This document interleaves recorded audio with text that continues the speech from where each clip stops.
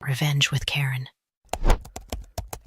I knew something was rotting the moment Cole used the word synergy in a meeting about printer toner. Man came in on day 3, sat in my chair, cracked open a Celsius, and started lecturing the whole ops floor like he was the second coming of Steve Jobs, if Jobs wore fake Rolexes and smelled like Axe body spray and bankruptcy. He pointed at the whiteboard, full of supply chain contingencies I'd spent weeks mapping out, and said, "Let's circle back on this bandwidth conversation offline." What bandwidth? We're drowning in expired licenses, half our vendors are threatening breach notices, and someone, probably him, is ghost editing access logs in the compliance portal. But I smiled, because that's what you do when the VP's son waddles in like he owns the building. You smile, nod, and let the rich boy play executive, hoping he'll get bored and wander off into a LinkedIn article about hustle culture. Only Cole didn't wander. He nested. He started showing up in meetings he wasn't invited to, rewriting task assignments, reassigning interns, even changed his email signature to Chief Ops Visionary and sent it to external clients. And you know what? While you're listening to this, maybe on your lunch break or while pretending to work, just take a second to hit the subscribe button and like this story, because apparently 93% of you ghosts listen without showing the team a little love. It's free, it helps us keep digging up these wild office tales, and honestly, it keeps me from throwing a keyboard through a drywall. Anyway, back to the chaos. I kept my head down, like always. It's the unspoken rule of the mid-level analyst. Don't rock the boat. Don't speak during strategic alignment meetings. And for the love of God, correct a VP's son when he accidentally mislabels $4.7 million as miscellaneous in a procurement report. You just smile and silently fix it at 10 p.m. while eating vending machine pretzels and listening to your soul evaporate. But lately, the vibe in the office had shifted. We were weeks away from a full-blown compliance sweep, external auditors, legal observers, even whispers of federal oversight if things didn't look clean. Everyone was stressed, skittish. HR was holding wellness town halls, which really meant passing out stress balls, and pretending like a free granola bar could undo the fact that our entire $75 million SAW contract with Nextrix had just imploded over mysterious version control issues no one could trace. Version control, my ass. Someone was tampering. You could smell the panic. And that's when Cole showed up. Fresh off a strategy immersion week, read, vacation in Cabo, he returned with a sudden interest in the compliance portal. Not kidding, Guy walked up to me with a thumb drive and asked, "What's the admin key for access recert logs?" I blinked at him and said, "That's not something I can share." He laughed, real casual, like I just told him his MX was declined at Olive Garden, and mumbled, "Come on, Jess. We're all on the same team." Yeah, team where only some of us go to jail. He started hovering. Late nights, weird hours. Twice I came in early and found lights on in my office. He brushed it off, just catching up on some backlog. What backlog? He didn't even know where the file server was until last Thursday. But the real kicker, he started copying people on emails, people from legal, people from records, and pretending like he'd discovered all the audit irregularities I had flagged months ago. Even used my phrasing in one, high risk of exposure in tiered license segmentation. Word for word. My blood boiled so hard I could have fried an egg on my own rage. Still, I stayed silent. I've seen nepotism before. At least the others knew when to shut up and let the real workers mop up their mess. But Cole, he was too cocky, too twitchy, like he knew something was coming and was scrambling to get ahead of it. Then one morning, noticed a red folder sitting slightly off in my drawer. Thick, tucked halfway back, like it had been shoved there hastily. And that's when I knew something ugly was about to hit the fan. It was 6:48 a.m. when I unlocked the door to my corner of the operations floor. My coffee was still too hot to drink. My inbox was already mocking me with 47 unread flags, and the only light in the office was the sickly blue glow from my desk monitor, left on overnight. And I dropped my bag, booted up my terminal, and leaned back, half listening to the hum of the HVAC ducts rattling like a ghost trapped in the vents. Then I heard it. Footsteps. Fast, hesitant. Cole. He wasn't supposed to be in yet, hell. Half the time he showed up closer to noon, sunglasses still on, reeking of whatever downtown bar was hosting networking the night before. But there he was, creeping in like a raccoon at a trash can, dressed in wrinkled khakis and a quarter zip that probably cost more than my entire rent. I watched him from the corner of my eye as he passed my cube, slowed down, then backtracked. "Morning," he said, voice too cheery for someone who looked like he'd wrestled a hangover into submission 5 minutes ago. I nodded, fake smile. Bright and early. He laughed nervously, didn't make eye contact. Then he crouched, just for a second, right in front of my desk. Lower drawer, clicked shut with a soft thunk. He popped up fast like he'd dropped something, adjusted his shirt, mumbled something about client decks, and then vanished toward the break room. I didn't move, didn't even blink. I just stared at that drawer like it had sprouted fangs. It wasn't locked, I never bothered. Too many fire drills, too much junk. But now it felt radioactive. My stomach turned cold. That drawer hadn't been opened in days. The way his hand shook when he stood back up. That wasn't nerves, that was guilt. I didn't touch it, not yet. Instead, I turned slowly to the dusty webcam perched on the top shelf of my bookshelf, camouflaged between binders and a sad-looking succulent. See, I've had that camera running for months. Ever since a thumb drive vanished from my desk and showed up 2 weeks later in the lost and found, wiped clean. No one owned up to it. IT shrugged. Char offered me a coupon for a trust-building lunch seminar, so I set up my own surveillance. Quiet, local storage only, no cloud, I'm not an idiot. I tapped the login, fast-forwarded through last night's static, and froze the frame on 6:43 a.m. There he was, Cole, letting himself in with a borrowed access badge, probably his dad's. He beelined for my cube, eyes darting like a raccoon with anxiety. Red folder under his arm. Thick, glossy, not one of ours. He opened my drawer, stuffed it in, slammed it shut. Then he did something that made my skin crawl. He took a selfie, with my monitor in the background. It was quick, barely a second, but there was that smug little smirk again, the one he wore when he tried to explain what a burn rate was to the finance team. And just like that, I knew. This wasn't just some dumb mistake, wasn't another idiot legacy hire playing executive with fake spreadsheets and buzzwords. This was a setup, a frame job.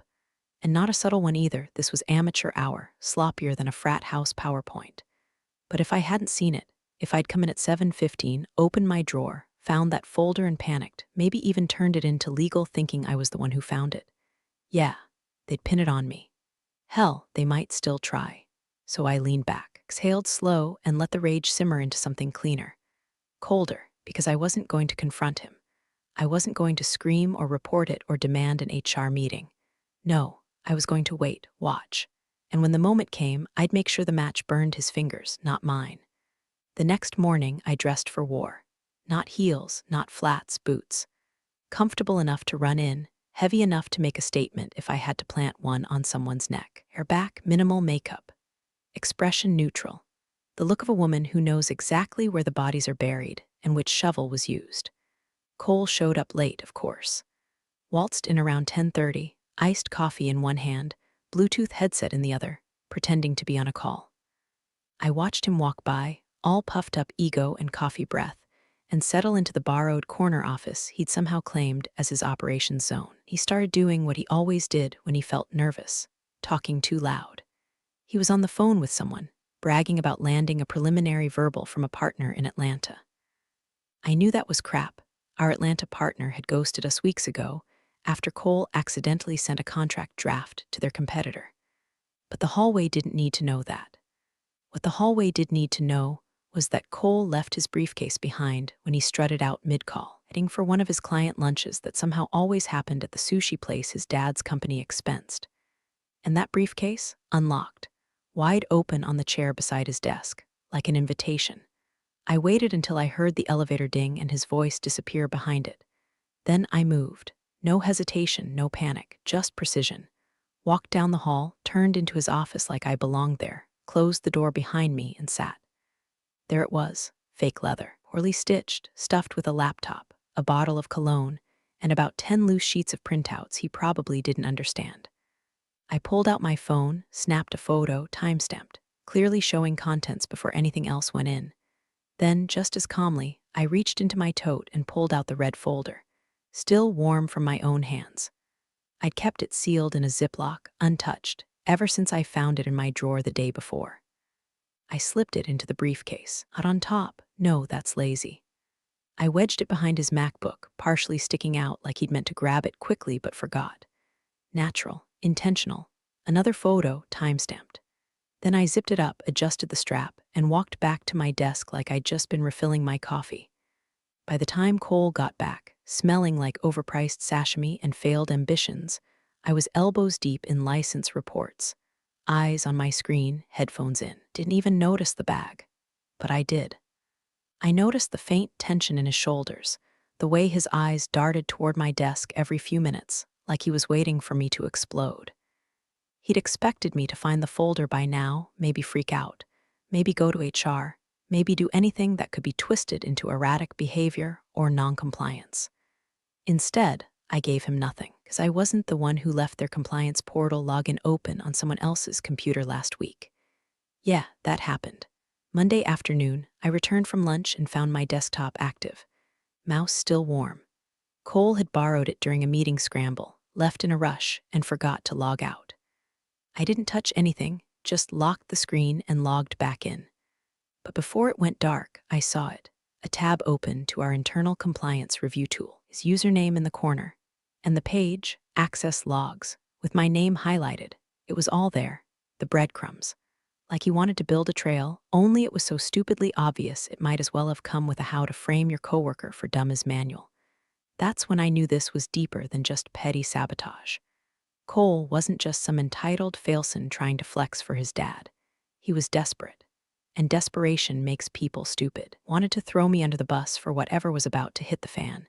Probably that $75 million contract everyone in leadership had stopped mentioning, like pretending it didn't exist would make the legal risk disappear. And if his plan worked, I'd be the non-compliant analyst, the scapegoat. But now he had the evidence in his possession. And my paper trail, clean, bulletproof, timestamps, camera footage, witnessless moves, cold-blooded prep. Just like that, I crossed the line. Not from innocent to guilty, no, from prey to predator. And I was just getting started. By Wednesday morning, the office was humming with the wrong kind of energy, the kind that makes people whisper in bathrooms and stare too long at closed doors. Nobody said it out loud, but we all felt it. Something was coming. An unmarked van had parked outside the south entrance. Legal had been seen pacing the executive hallway. Someone swore they saw our director of compliance, who hadn't been on site in 3 years, in the elevator. The phrase compliance sweep made its way into casual conversation like a venomous snake slithering under office chairs. By lunch, it was official. An internal audit was scheduled sometime this week, no date given.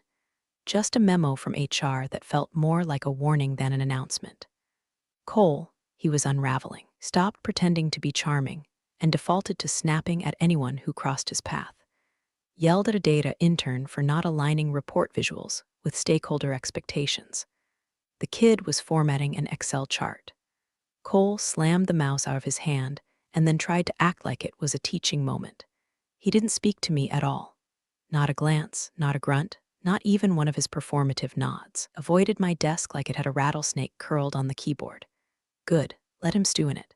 But I kept my poker face solid. I smiled in meetings, made coffee like usual, complimented a senior manager's new haircut, which was a lie. He looked like a human Q-tip, and waited. Mid-afternoon, I got a message from Lorraine, records room, 4:15, casual. Lorraine had been at the company longer than anyone on the ops floor.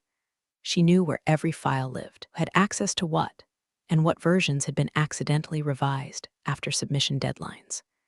She was the kind of woman who could tell you what was missing from a 3-year-old PDF just by glancing at the footer. I grabbed a decoy folder, took the long route to the records department, and slipped in the side entrance. She was waiting by the rolling shelves, sipping gas station coffee, and looking like someone's ex-wife who knew exactly what her ex was hiding under the floorboards. Didn't hear this from me, she said without preamble. But someone's been backdating files in the license archive. I blinked. Recently, MMHM, 2 weeks ago. Entries show as verified, but the timestamps don't match the modification logs. Sloppy. Like they thought the metadata wouldn't be audited. I didn't respond. I just raised an eyebrow. She sipped. I'd check any shared drives you've been added to recently. Especially ones you didn't request access to. It hit me like a brick. Back at my desk, I ran a query on my badge history. We all had access logs. HR claimed it was for safety tracking, but we knew it was really for CYA during downsizing. I reviewed the last 10 days. There it was. 2 after-hours entries, one at 9:43 p.m., one at 12:17 a.m. I was home both nights, watching Netflix, eating leftovers, texting my sister. But according to the system, my badge was used to access the 5th-floor server room. My badge. I stared at the screen, heart rate ticking up one notch, not panic, just recalculating risk. Either someone cloned my badge or someone with admin privileges had spoofed the logs. Neither was good, and Cole had access, not direct but by proxy. His father had override clearance, and that meant he wasn't just panicking, he was cornered. It escalated from idiot sabotage to felony-level tampering. And the dumbass thought he could pin the whole thing on me, the quiet analyst who never made waves. Well, I hope he enjoyed the calm before the storm, because the sweep was coming, and when it hit, I wasn't going under. He was. Thursday, 9:03 a.m. No warning, no calendar invite, no chance to rehearse a lie. They came in quiet, compliance always does. No suits, no shouting. Just 5 grim-faced people in black polos and steel-toed expressions, gliding through the lobby like heat-seeking missiles with clipboards. 2 others followed, observers. Legal, maybe external counsel. You could smell the liability insurance in their wake. The head of HR called a floor-wide hold in place. That's code for don't move unless you're bleeding. Phones stopped ringing. Slack fell dead. Even the intern who never stops humming that god-awful TikTok song fell silent. I didn't blink. I knew this was coming. I planned for it. But still, my pulse beat a war drum in my chest. Not fear, focus. Like when you line up a shot and the world goes razor sharp. Cole, however, that man turned the color of skim milk. He was 3 cubicles over when the audit team walked in. He tried to straighten his posture, cracked a joke to nobody about intense vibes, then bolted toward the break room like caffeine was gonna save him. Came back 2 minutes later and tried to pretend nothing happened. Too late. The compliance lead, Janine Morales, who I hadn't seen since the debacle with the procurement clawbacks, walked straight to the center of the floor and announced it.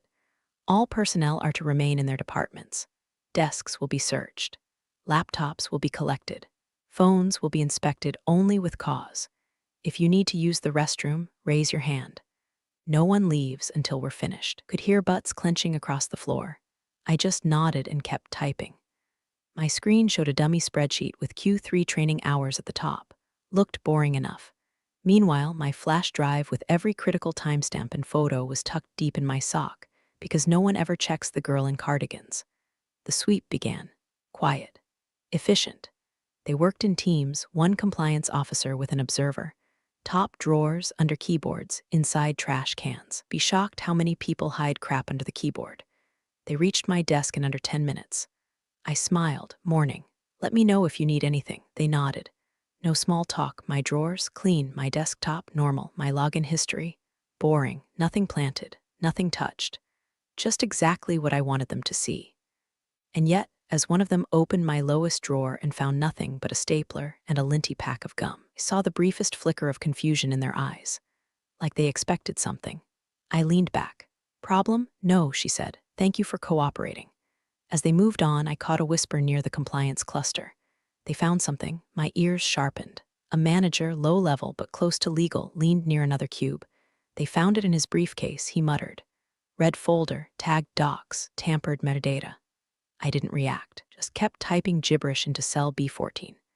But inside, I was screaming with joy, not because he was caught, but because it was that folder, my folder, in his briefcase. They didn't say his name, but they didn't have to. 10 minutes later, I watched them call Cole from across the room. He was pretending to scroll his phone, nervously tapping the screen like it might open a trapdoor beneath him. Cole Madsen, said Janine. He looked up. Yeah, come with us. He stood slow, tried to chuckle. Is this about the resource alignment project?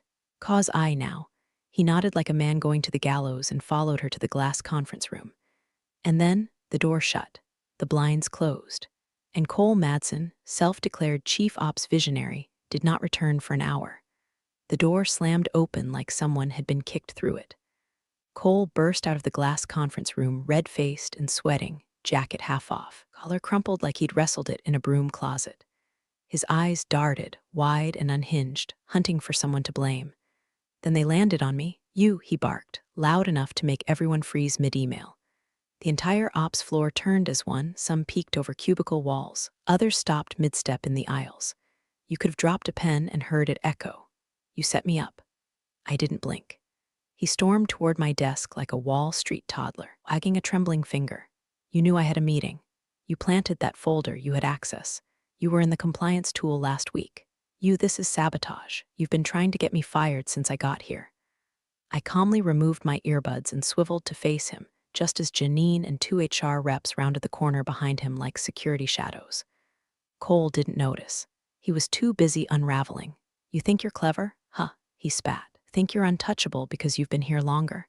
You think Daddy's gonna save you? Guess what, Jess? I've got authority. You're gonna burn for this. Still, I said nothing. My heartbeat was steady, my face neutral. I reached into my drawer, not the one he'd used, the upper right, quietly retrieved a sealed manila envelope I'd placed there that morning. The seal unbroken, labeled with today's date, tucked under a sticky note that said Plan B. I stood up slowly and handed it to Janine. Evidence, I said, for the record. She took it with a raised eyebrow and passed it to the HR rep, who opened it gingerly like it might explode. Inside, 2 printed photographs. One of Cole's briefcase with its contents spread clearly, laptop, cologne, documents. The second, same angle, same lighting, same briefcase, now with the red folder tucked behind the MacBook. Both time-stamped. Both taken from my phone. HR rep didn't say a word. He just showed it to Janine, who exhaled through her nose like someone who'd seen this movie before and was just annoyed it had a sequel. Cole took a step back. What is that? He croaked. That doesn't prove anything. You could fake that. That's not chain of custody. That's not you left your briefcase in a public-facing office, Janine said flatly. Unattended. You claimed exclusive possession. Now that's in dispute. He's been going through my stuff. She accessed my laptop last week. Janine didn't even turn toward him. She has never logged in under your credentials. We checked. What we did find was an active session from your profile on her desktop, left open and idle for 30 minutes. She probably planted that too. Via psychic powers, I muttered, still dead calm. Cole looked around, suddenly realizing no one was buying his act. The office, once too scared to meet his eyes, was now watching him like a raccoon in the daylight, cornered, flailing, and clearly diseased. I want to speak to my father, he snapped. You're not under arrest, Janine said coolly, but you are suspended pending investigation. Legal will contact you by COB. That's illegal. She's framing me. She's been plotting this for weeks. She has it out for me. Finally, I spoke. One sentence. Cole, only thing I've plotted is how to survive your incompetence without losing my pension. That got a snort from someone 2 cubes down. Maybe James from Dev. Didn't matter. The dam had cracked. Cole's face twisted, somewhere between rage and panic. But I didn't look away. I didn't gloat. I didn't even smirk because it wasn't over. Not yet. By 5:17 p.m., the air in the building felt like soup. Nobody had left their desk in hours. Phones were on mute. Meetings canceled, Slack silent. The only sound was the clack of a few too dedicated finance analysts who hadn't gotten the memo or who were too scared to stop working, lest they be next. And then came the ripple. It started in the lobby. Security tapped into our floor's group chat. He's here. He was unmistakable. Graham Laird, CEO, company founder. Godfather of this entire rickety empire.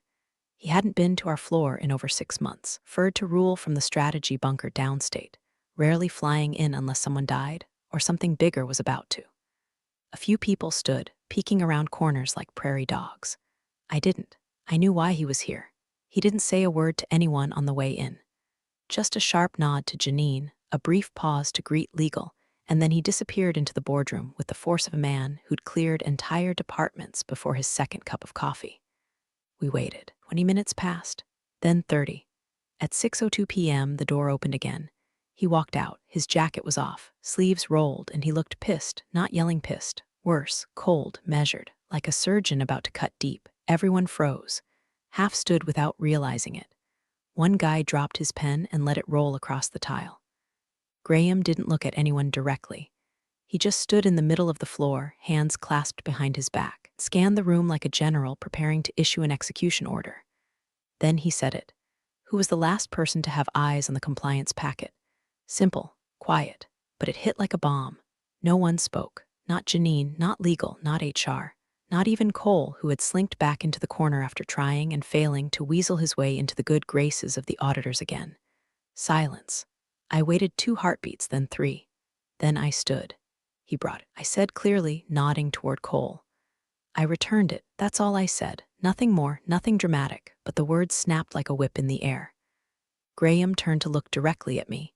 His eyes weren't angry, they were surgical, like he was cutting through bone and checking for rot. He nodded, once, then turned back to Janine. I want digital chain of custody logs, badge entries, and full metadata comparisons. Tonight, if there's any variation between testimony and digital records, flag it. Yes, sir, she said. Then he looked to legal. I want to know how that folder left records, and I want a list of everyone who had edit access before and after the metadata changes. They nodded too. Then finally, his eyes landed on Cole. Not a word, not even a glance of recognition. Just a pause, a long one. And then he turned away and walked back into the boardroom. The blinds shut. Cole looked like he might puke. And me, I sat down, calm, silent. But the voltage in the room was humming like a live wire under the floor, because everyone knew something had shifted. The air wasn't thick with fear anymore. It was thick with inevitability. It happened at 6:49 p.m. Not with sirens, not with shouting. Just the heavy tread of 2 security officers walking onto the floor with a third man behind them, badge on the hip, calm as you please. Didn't look around, didn't ask for directions. They knew who they were here for. Graham didn't come back out of the boardroom. He didn't need to. He had made one phone call, quiet, direct, and now the wheels were grinding to a halt around Cole Madsen's very expensive, very doomed briefcase. The officers headed straight for the cluster of cubicles where Cole was sitting, knees bouncing, leg jittering like a jackhammer. When he saw them, he stood too fast, nearly knocking over his ergonomic chair. Wait, what is this? What's going on? He said, trying to laugh like it was all some performance review prank. The lead officer, a square-faced guy with a clipboard, didn't smile. Cole Madsen? Yeah. He puffed up, glanced toward HR like maybe they'd swoop in and save him. They didn't. You're being detained under suspicion of corporate fraud, evidence tampering, and breach of data integrity. Have a chance to speak with your counsel. Please gather your personal items. Cole's face drained of all its fake charm. This is insane, he snapped, voice cracking. You're detaining me? I run this department. This is political. It's a witch hunt. He turned to the floor, scanning for allies. None came. Then his eyes landed on me. And he lunged verbally, not physically, though for a second I thought he might actually throw something. This is her, he shouted, pointing like a man drowning. Jessica, she planted it. She's been targeting me for weeks. Check her devices. She's been manipulating records, and she didn't plant anything. Janine cut in, stepping forward with legal. We have keycard logs, access metadata, camera footage, and corroborated timestamps. Mr. Madsen, we've cross-referenced every single version of the compliance file you touched, including the one in your briefcase. The company lawyer stepped up then. Old and bored like this was item number 6 on a long list of predictable outcomes. He opened a manila folder and read flatly, multiple instances of unauthorized file duplication, edit history inconsistencies, a login to an unassigned sandbox server using credentials connected to your internal ID. We have more than enough. Cole's mouth opened, but no sound came out. You could feel him deflate. All that swagger and posturing collapsing into raw, naked panic. I didn't mean, but it was too late. The officer gently took him by the elbow. This way, sir. He tried to pull free. No, you're making a mistake. This is a setup. You can't do this. I know my rights. They didn't argue. They just walked him out. Cole's voice echoed behind them, growing smaller with each step toward the elevator. She framed me. She framed me. This isn't over. Do you hear me? The doors slid closed. Silence returned. No applause. No one breathed. Then, slowly, I stood behind my desk. Arms crossed, back straight, expression blank. The still point in a room that had spun itself into chaos. I didn't speak, didn't gloat, didn't even blink. Because I didn't need to. The truth was already screaming on my behalf. They called me in at 8:12 the next morning. No calendar invite. Just a quiet knock on my cube wall and a nod from HR. Conference room A. Walk down the hallway felt surreal. Everyone looked up as I passed, some with curiosity, a few with cautious admiration, and one intern with unfiltered awe like I'd just stepped out of an action movie. The door was already open. Inside, Graham Laird, legal counsel Melissa Vaughn, and Janine from compliance. 3 chairs, 1 envelope. No performance review clipboard. No HR pamphlet. Just coffee and a silence that hummed with finality. I sat down, hands folded neatly. Graham looked at me for a long moment, then gave the smallest nod. "You handled this," he said quietly, "better than most directors would have." Janine added, "We've reviewed your footage, your log coordination, your access reporting. You were surgical, precise. You left no room for interpretation." Melissa chimed in, flipping through a file, which is exactly what made the difference in preventing Cole's narrative from gaining traction. If you'd reacted emotionally or gone to HR first, this entire mess might have landed very differently. I said nothing, because they already knew I knew. Graham leaned forward, resting his elbows on the table. "We'd like to offer you a position.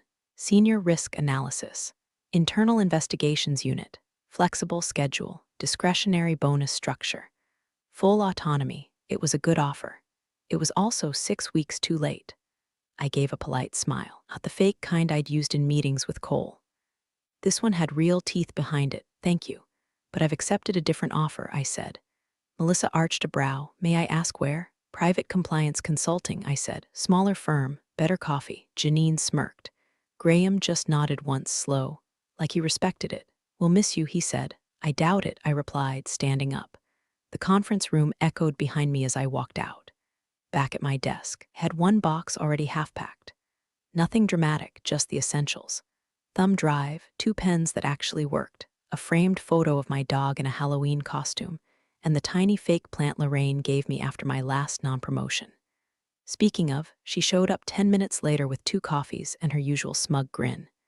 "2 sugars, 1 stab of vengeance," she said, handing me a cup. "You know, if you ever get bored being respectable, consulting pays better. I've seen the way you redline contract clauses. It's poetic," I chuckled. "I'll think about it." She looked at the half-packed box, then back at me. "You good?" "Yeah," I said, "real good." She nodded, tapped the edge of my cube, and left without another word. I placed the last item in my box, my worn badge, its corner cracked from years of quiet endurance, and closed the lid. No farewell party. No HR balloon bouquet. Just the sound of a busted HVAC duct rattling above me, and the knowledge that the building would never quite forget what happened here. Because the quiet ones remember. And now, so would they. I walked out with my back straight and my box light. No grudges, no speeches, just truth. And as I stepped into the elevator and the doors whispered shut, I thought, I didn't need to destroy him. I just let him carry the match. Thanks for joining the fun, you office survivors. Subscribe for more switch-flicking drama. Let's make your former coworkers sweat.